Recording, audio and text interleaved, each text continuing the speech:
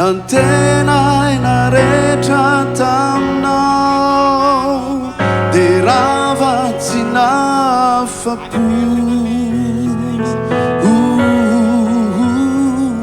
na tsara na ratsy izay rehetra natao najainao izy molao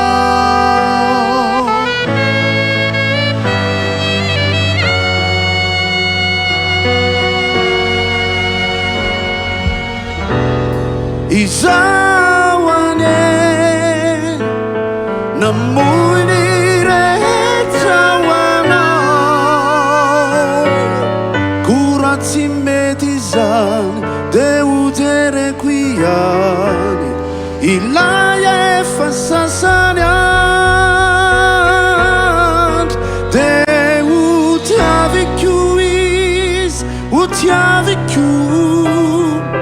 Efa tsy hoahany anao Omeko azy izay tokony ho anao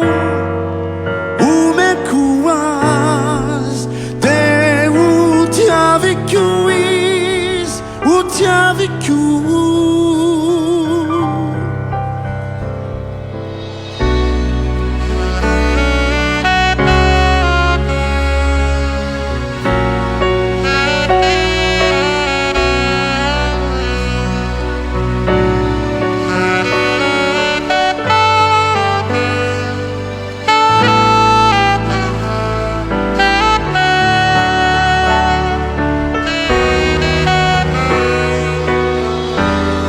Ny fitiavako azy tsy maty fatako na ihany